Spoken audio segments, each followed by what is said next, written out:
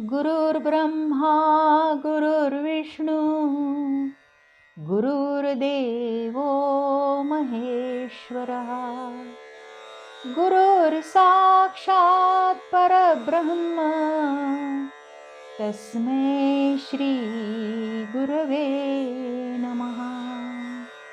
अवधूत चिंतन श्री गुरुदेव दत्त.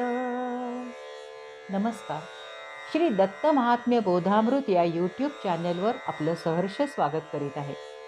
श्री दत्त महात्म्य बोधामृताच्या 32व्या भागात श्री दत्तगुरूंनी अर्जुनाला जीवनमुक्तांचा सिद्धांत सांगितला. त्या उपदेशाचं तंतोतंत पालन करून अर्जुन राज्यकारभार कसा करतो हे आपण पाहणार आहोत. कृतार्थ झालेला अर्जुन श्री गुरुचरण सोडून कुठेही जाणार नाही असा निर्धार करतो. तेव्हा श्री दत्तात्रेय म्हणाले, अर्जुना, आता मी सांगतो तसंच आचरण कर. तुझं कोणतंही कृत्य शिल्लक नसलं तरी धर्म आहे सनातन, त्याला न द्यावा सोडून, स्वये धर्माचरण जना शिक्षण ते लावावे. धर्म हा सनातन आहे, अनादी आहे, तो कधीही सोडू नये. तुझं कोणतंही कृत्य जरी शिल्लक नसलं तरी मनाला स्वरूपी लीन करून बाह्य स्वधर्म पालन कर. शास्त्रशुद्ध आचरण ठेवून तू परोपकार कर. अरे, सामान्य जनता नेहमी सिद्ध लोकांचं अनुकरण आणि अनुसरण करते. त्यामुळे तुझ्याकडे पाहून जनतेचं शिक्षण होईल. पण तू कसंही वागशील तर जनतेमध्ये अनाचार पसरेल. तुझ्या मोक्ष मार्गात लोकांची अडचण वाटणं अगदी साहजिक आहे.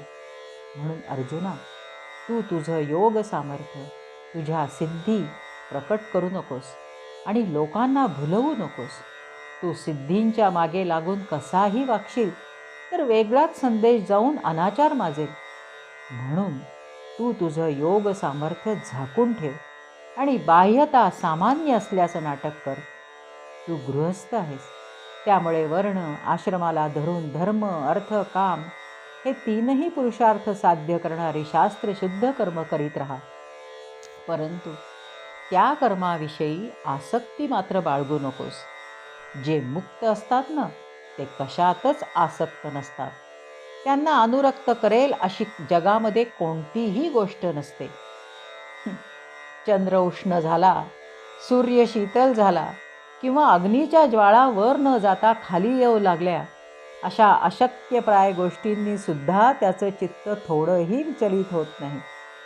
सभ्य सुसंस्कृत माणसाला गावातली वाईट चालीची स्त्री आकर्षित करू शकत नाही ना, तसं मुक्त पुरुषाला कुठलीही व्यक्ती आकर्षित करू शकत नाही किंवा त्याला रमवू पण शकत नाही. माझा जो म्हणावा तो मुळीच न होई ठावा, ज्याचा हा मी म्हणावा त्याचे गावा नेण्याची. म्हणजे त्याला जो माझा म्हणतो तो याच्या गावीही नसतो आणि तो ज्याला माझा म्हणतो तो याच्या ओळखीचाही नसतो. असा मुक्तांचा सिद्धांत मी तूपणाची नसे मात, तसा तू ही सतत राहे यावत प्रारब्ध. हा असा मुक्तांचा सिद्धांत आहे, जिथं मी तू पण नाही, तुझं माझं पण नाही, कुणी माझाही नाही आणि कुणी परकाही नाही, सगळे समान मानावे. अर्जुना, जोवर प्रारब्ध भोग आहेत तोपर्यंत असाच राहा. श्रेष्ठ आचरण कर आणि लोकांना धर्माचरणाचा धडा घालून दे.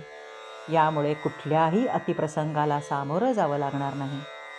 तू लहान बालकासारखा आत्मकेंद्री आणि असंग राहा, पण गुणबुद्धीचा त्याग करून वर्णाश्रम विरहित कसंही वागू नकोस. आणि हे बघ, तू पुण्य केलंस म्हणून स्वर्गात किंवा पाप केलंस म्हणून नरकातही जाणार नाहीयेस. पण सतत पुण्य कर्मच करीत राहावंस हेच योग्य आहे. आत्मरती, आत्मनिष्ठ, संतुष्ट आणि असंग असा राहा. एकच ध्येय ठेव, तत्त्वमसि.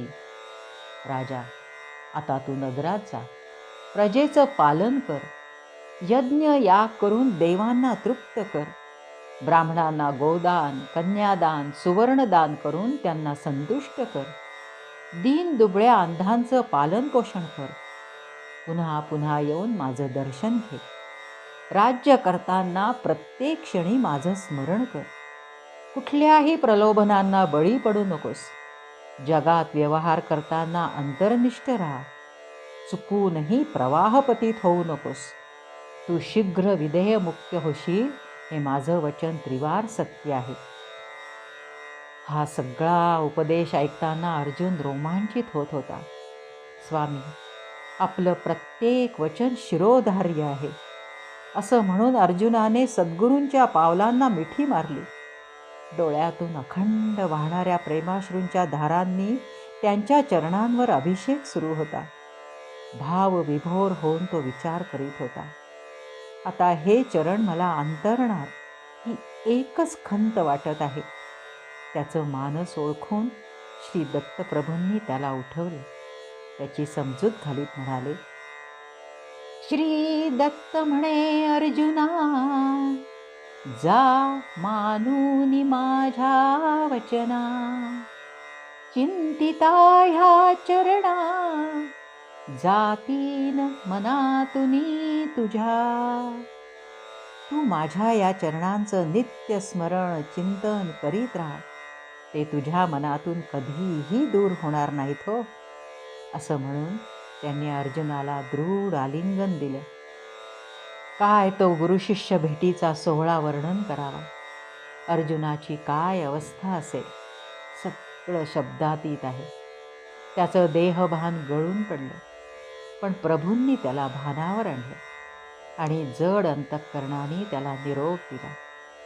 वासरू जसं गाईला सोडताना व्याकुळ होतं ना, तसा व्याकुळ होऊन पुन्हा पुन्हा त्या माऊलीकडे मागे वळून पाहत पाहत तो शेवटी दृष्टीआड झाला. भगवंतांचं सगुण सुंदर साकार रूप दृष्टीआड झालं, पण त्याच्या लक्षात आलं त्यांचं निर्गुण सच्चिदानंद रूप त्याच्या आत अगदी हृदयातच वास करीत आहे आणि सगुण चरणांच्या दर्शनांचा मोह होताच ते त्याच्या चित्तावर अंकित झाले होते. साधक हो, इथं श्री दत्तात्रयांनी अर्जुनाला जो तत्वज्ञानाच्या, तत्वमसी महावाक्याच्या, शास्त्र तत्वाच्या परोक्ष ज्ञानाचा उपदेश केला आणि परमकृपा करून अपरोक्ष ज्ञानही प्रकट केलं, त्या सर्व कीर्तनाची सांगता होते. आता अर्जुन ब्रह्मविद्वरिष्ठ होऊन नगरीत परतला. कित्येक दिवस त्याचे नगरजन त्याची वाट पाहत होते. तो आत्मसिद्ध होऊन आल्याचं कळताच पौरजन त्याच्या स्वागतार्थ त्याला सामोरे गेले. सगळ्या नगर हार फुलांनी सजवलं होतं. रस्त्यावर चंदन मिश्रित सुगंधी पाण्याचे सडे घातलेले होते. घराघरावर गुढ्या तोरणं उभारली होती. मंगल वाद्य वाजत होती. वारांगना तसंच अप्सरा नृत्य करीत होत्या, तर गंधर्व किन्नर सुस्वरात गात होते. सगळ्या नारी सुंदर आभूषणं लेऊन गच्च्यांवरून राजाच्या स्वागतार्थ लाह्या शिंपीत होत्या. योगसिद्ध होऊन परतलेल्या राजाच्या आगमनामुळं सगळ्या प्रजेचा आनंद आणि संतोष ओसंडून वाहत होता. सर्वत्र उत्साहाचा संचार झालेला होता. राजा राजवाड्याच्या दाराशी पोहोचला. त्याच्या 16 सहस्त्र नारींनी रत्न अलंकार घेऊन, सुवर्ण तबकात रत्नजडीत दिवे घेऊन त्याचं औक्षण केलं. बहुमूल्य रत्न राजावरून ओवाळून प्रजेत उधळली. ती घेऊन गोरगरीबही श्रीमंत झाले. या मंगल सोहळ्यानंतर राजाने सगळ्यांना सन्मानपूर्वक बसवलं. त्यांच्या त्यांच्या अधिकारानुसार त्यांना वस्त्र आभूषणं देऊन त्यांचा यथोचित सत्कार केला आणि त्यांना निरोप दिला. सप्तद्वीप पृथ्वीचे राज्य असे जयाचे, एकटा पालन करी सर्वांचे, श्री दत्ताचे वचन पाळी. 7 द्वीपात विस्तारलेलं राज्य राजा एकटा सांभाळीत असे, पण अंतर्निष्ठ राहून दत्तचरणांना क्षणभरही विसंबत नसे. स्मरणभक्ती करणारा तो अग्रणी सर्वश्रेष्ठ भक्त होता. अनेक रूपं घेऊन तो सर्वत्र संचार करीत असे. कुठं काही झालं तरी या सर्वज्ञाला समजे. वायुवेगाने तिथं पोचून तो ते संकट निवारण करे. स्वतः ब्रह्मज्ञ असूनही त्यानं 14,000 यज्ञ केले. त्या यज्ञात सुवर्णवेदी सुवर्ण मंडप घाली यज्ञ कर्मात निष्णात ऋत्विजांना बोलवात असे. देवांना आमंत्रण असे. देवस्त्रिया दिव्य आभूषणं घेऊन विमानातून येत असत. अप्सरा नृत्य करीत, गंधर्व सुस्वर गात, ब्राह्मण वेदघोष करीत, विप्र त्याचं स्तवन करीत. देवांना यथेच्छ हविर्भाग मिळे, त्यामुळे ते संतुष्ट होत. तो ब्राह्मणांना सुवर्ण, भूमिकन्या, दुभत्या गायींना शिंगांना व खुरांना सुवर्ण लावून मढवून दान करीत असे. यज्ञातील पवित्र अन्न जेवून सगळेच तृप्त होत असत. धर्मे राज्य करी अर्जुन, अकाळी कोणा नये मरण. न होती उत्पात दारुण, नसे दुर्भिक्ष ज्याचे राष्ट्री. राजा धर्मनिष्ठ तसंच अंतर्निष्ठ राहून राज्यकारभार करीत होता. जीवनमुक्त असूनही आदर्श आचार विचाराचं वर्तन ठेवून लोकांनाही मार्गदर्शन करीत होता. श्री दत्तात्रेयांच्या उपदेशानुसार शास्त्रशुद्ध पद्धतीने, धर्माने, नीतीने राज्य सांभाळीत होता. जीवनमुक्तांनी कर्मत्याग करणं शास्त्रांनी निषिद्ध मानलेलं आहे. प्राप्त झालेलं ज्ञान कर्मामुळेच दृढ होतं. बुद्धीची शुद्धी होत राहून आवरण विरळ होतं, अज्ञान नष्ट होतं आणि प्रारब्धही भोगून संपतं. मुख्य म्हणजे प्रजा त्याच्या शुद्धाचरणाचं अनुकरण करू लागली आणि धर्मराज्याची स्थापना झाली. या धर्मनिष्ठ राज्यात देव संकट पाठवू शकत नव्हते. त्यामुळे पाऊस वेळच्या वेळी आणि योग्य तेवढाच पडे. झाडे फळाफुलांनी लगडली होती. भरपूर धान्य पिके. स्त्रियांना वंध्यत्व नव्हते. घरं पुत्र पौत्रादींनी भरलेली अशी सुखानं नांदत होती. कोणी चोरी मारामारी करीत नव्हते. अधर्माचं नावही नव्हतं. तरीही राजा गस्त घाली.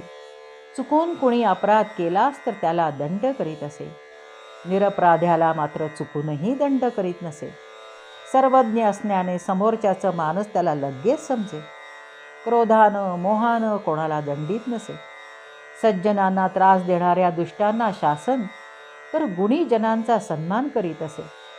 स्वतः अनासक्त विरक्त जीवनमुक्त राहून तो राज्य करीत होता. मन दत्तभक्तीनं अखंड भरलेलं होतं. एकदा कर्कोटक राजाच्या मुलांना दुराचार करताना पाहून त्याने त्याला बाण मारून दंडित केलं. त्याला कारागृहात बद्ध केलं. त्याची भूमी ताब्यात घेऊन तिथे सुंदर नगरी बसवली. हजारो स्त्रिया घेऊन नर्मदा तीरी येऊन त्यांच्यासह क्रीडा करू लागला. त्याच्या त्या जलक्रीडा पाहून विमानातून जाणारे देवही चकित झाले. अप्सराही बोलल्या. ते पाहून नर्मदेचा पती जो पश्चिम समुद्र तो खवळला. रागाने तो अर्जुनावर चालून आला. राजा हसला. त्याने समुद्रात उडी घेतली आणि आपल्या सहस्त्र बाहूंनी त्याने समुद्रावर ताडण सुरू केलं. या माराने हजारो जलचर मेले. पाताळ थरथर कापू लागलं. घाबरून समुद्रानं पलायन केलं आणि मग समुद्र देवता हातात रत्न घेऊन त्याचं पूजन करून अभयदान मागू लागली. शरणागताचं पालन करावं या शास्त्र नियमानुसार त्याने समुद्राला अभयदान दिलं. ही घटना अर्जुनाचं सामर्थ्य आणि औदार्य दोन्हींचं दर्शन घडवते. प्रत्यक्षात ज्याला नाही विषयाची गोडी त्याला स्त्रियांची आवड कुठून असणार. प्रारब्ध त्याला विषयात ओढत होतं. तोही भोग भोगून संपत होता. जसं जलानं अथांग भरलेला समुद्र दुथडी भरून वाहून येणाऱ्या नद्यांना थांबवत नाही, मागेही परतवत नाही, तर प्रारब्धवश त्यांना सामावून घेतो. तसंच जीवनमुक्त निष्काम असतात. त्यांच्या मनात कुठल्याही कामना, इच्छा उरलेल्या नसतात. पण प्रारब्धवश जेव्हा विषयभोग समोर उभे राहतात, तेव्हाही त्यांची इंद्रिय चळत नाहीत, विषयग्रस्त होऊन क्षोभत नाहीत. शांत आणि अलिप्त मनाने तो विषय भोगांचे प्रारब्ध भोगून संपवतो. जे हा श्रुती सिद्धांत जाणत नाहीत, त्यांना वाटतं जीवनमुक्तानं कर्मसन्यास घेऊन शांत दगडाप्रमाणे बसावं, तरच तो खरा व्रतस्थ आहे. अज्ञानी लोक शरीर भोग घेणाऱ्या जीवनमुक्ताला हा कसला जीवनमुक्त असं हिणवतात.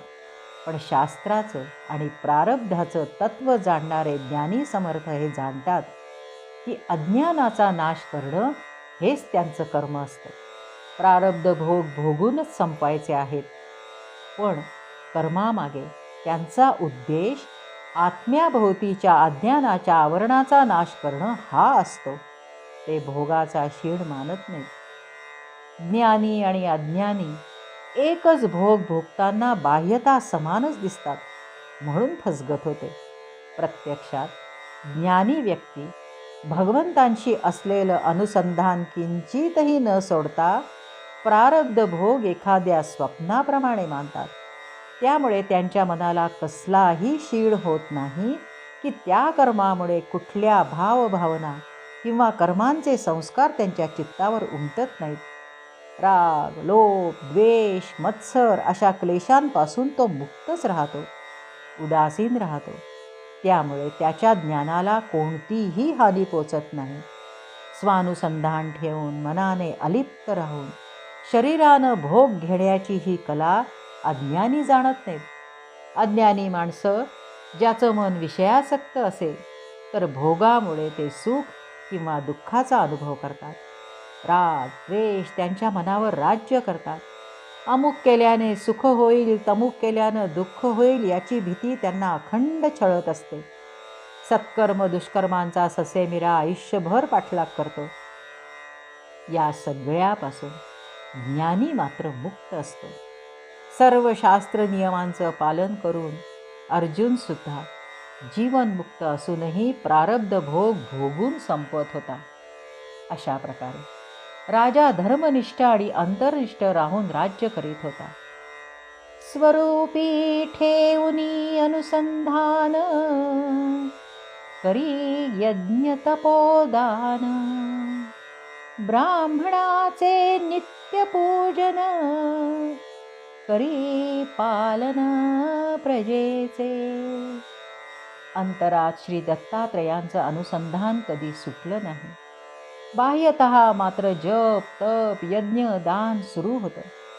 जे ब्रह्मकार्यात मग्न असत अशा ब्राह्मणांचं तो नित्य पूजन करी आणि प्रजेला आपल्या पुत्रांप्रमाणे मायेने, ममतेने सांभाळत असे.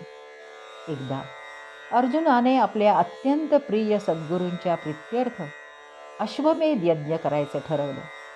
आत्मसुखापुढे ज्याला स्वर्गसुखही तुच्छ होतं, असा तो स्वर्गप्राप्तीसाठी यज्ञ कशाला करी. पण देव घाबरले. एक तर राजा एवढा समर्थ होता की यज्ञाचा अश्व धरायचं धाडस कुणीही करणार नाही. त्यामुळे जर हा अश्वमेध यज्ञ सुफल संपन्न झाला तर अर्जुन नक्कीच स्वर्गावर राज्य करेल. या कल्पनेनेच देव भयभीत झाले. देवांना अर्जुनाच्या गुरुस्मरणाने भरलेल्या अंतःकरणाची कल्पना कुठून येणार. त्यामुळे सगळे देव एकत्र आले आणि त्यांची खलबत सुरू झाली. एक म्हणे, राजाचे सगळे यज्ञ निर्विघ्न पार पडत आहेत, त्यामुळे या यज्ञाची सांगता होताच तो स्वर्ग घेईल. दुसरा म्हणाला, त्यामुळे काहीतरी उपाय करावा ज्यामुळे त्याच्या यज्ञात विघ्न येईल. मग एक जणानं सुचवलं, राजाला विप्र अत्यंत प्रिय आहेत, त्यामुळे कुणीतरी विप्रवेश घेऊन भूमीवर जावं आणि राजाचं सत्वहरण करावं. हे सगळ्यांना मान्य झालं, पण जाणार कोण.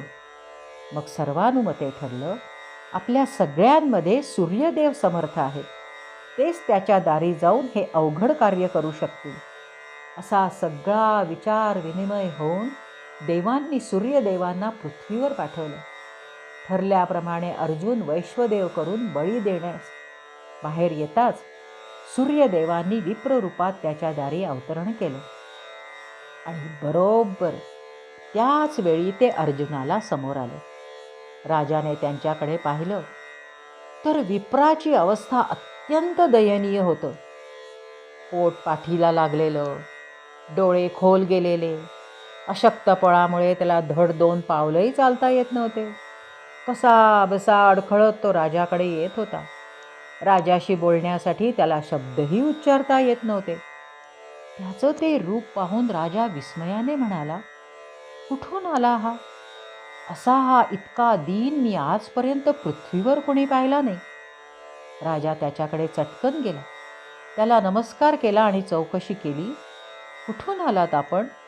आपणास काय हवं आहे? ह्या सेवकाला आज्ञा असावी. काय ते राजाचं औदार्य आणि विनम्रता पहा. सूर्यदेव विप्रवेशात म्हणाले, राजा, तुझी कीर्ती ऐकून मी आलो. सगळे तुला अतिथेय म्हणतात. तुझ्या अतिथी देवो भव व्रताची कीर्ती तिन्ही लोकात पसरली आहे. तू वेद पारंगत, विद्वानांचा आणि ब्राह्मणांचा हितचिंतक आहेस. परमदयाळू आहेस. याचकाची इच्छा पूर्ण करणारा आहेस. जे असती उदार ते राज्य धनपुत्रदार, किंवा नश्वर शरीर यावर लोभन धरती. राजा, जे उदार असतात त्यांना राज्य, धन, पुत्र किंवा नश्वर शरीर या कशाचाही लोभ नसतो. तू तर परम उदार आहेस, तेव्हा मला तृप्त कर. तुझ्याशिवाय मला तृप्त करणाऱ्या या पृथ्वीवर अन्य कोणीही नाही. त्याला थांबवीत राजा म्हणाला, तुमचं हे स्तवन पुरं करा. आधी सांगा, तुमची तृप्ती कशाने होईल? अहो, ब्राह्मण माझे दैवत आहे. तुम्ही मागाल तर अगदी माझ्यासह माझं सगळं सर्वस्व तुम्हाला अर्पण करतो. तशी विप्र म्हणाला, राजा, 7 द्वीपात विस्तरलेलं हे तुझं विशाल राज्य आहे. या तुझ्या भूमीवर जेवढ्या वनस्पती उगवलेल्या आहेत त्या सगळ्या मला दे, म्हणजे मी तृप्त होईल. त्याचं ते वचन ऐकून राजाला हर्ष झाला. तो विचार करू लागला, निश्चितच हा नर नव्हे. देव भूमीवर फिरत असतात. विष्णू नाही का बळीच्या दारी वामन अवतारात गेले? तसाच हा कोणीतरी अमर असावा. हा अशक्त असला तरी ह्याचं तेज थोडंही लपलेलं नाही. तेव्हा हा नक्कीच सूर्यदेव असावा. असा इतका तेजस्वी अन्य कोण असेल? राजा म्हणाला, महाराज, आपण मागितलेलं दान देतो, परंतु त्यापूर्वी मला सांगा, आपण कोण आहात? राजा, मी दिवाकर भट आहे. उदयाचलावरून पोट भरण्यासाठी थेट तुझ्याकडे आलो आहे. राजा मनात म्हणाला, पूर्वेकडून येणारं दुसरं कोण असणार? दिवाकर भट म्हणजे सूर्यदेवच. अत्यानंदानं त्याला धन्य वाटलं. अहो भाग्य, प्रत्यक्ष सूर्यदेव माझ्या दारी याचक होऊन आलेले. त्याचा धन्य गृहस्थाश्रम, त्याचा सफळ आचारश्रम, त्याचा चिचुकला भ्रम, महात्मा अतिथी घरी येता.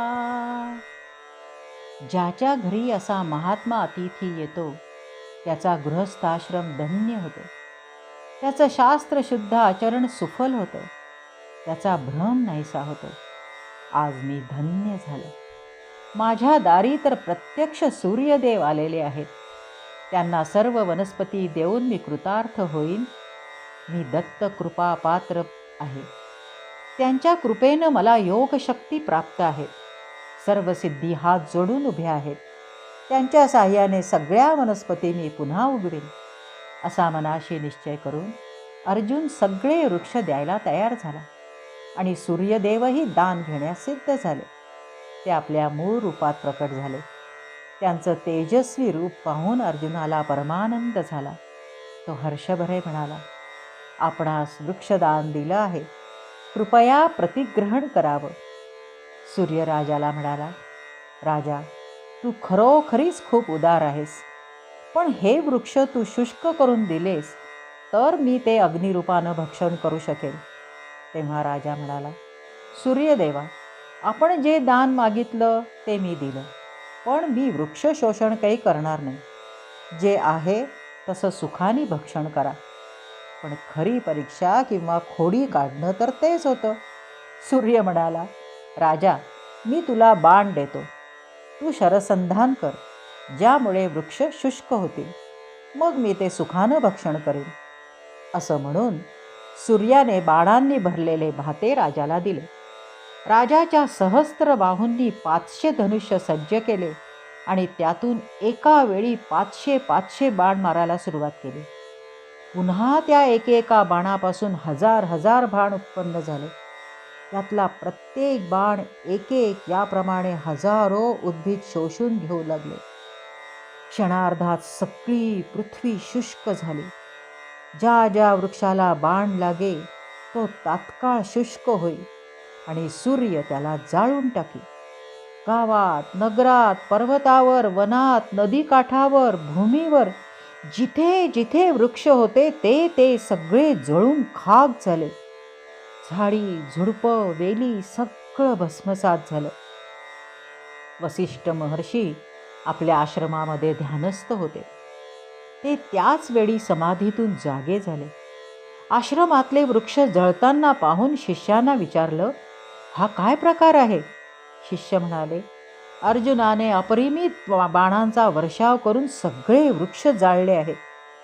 वसिष्ठांनी क्षणभर ध्यानस्थ होऊन अर्जुनाचं हे दुष्कृत्य जाणलं आणि ते अत्यंत कोपले.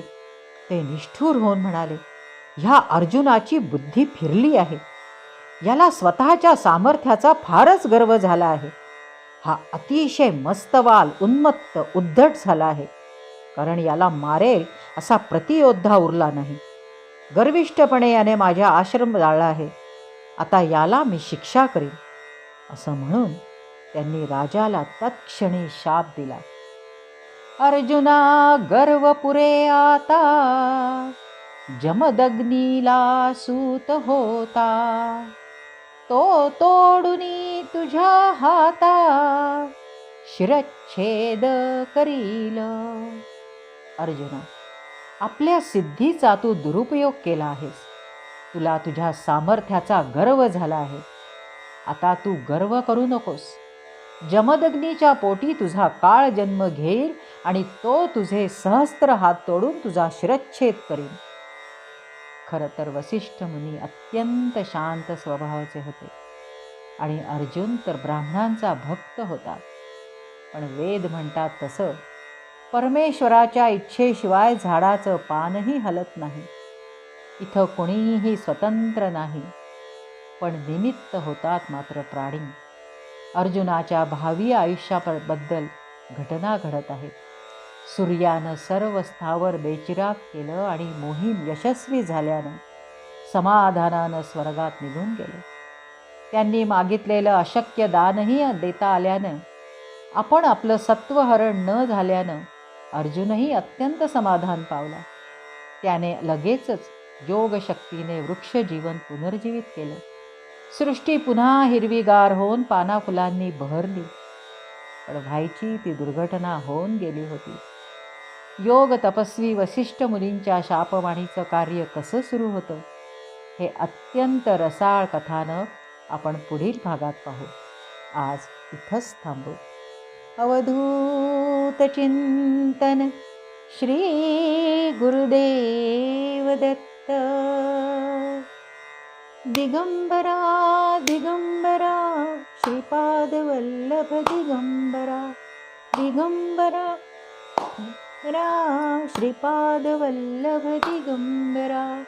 दिगंबरा दिगंबरा श्रीपाद वल्लभ दिगंबरा.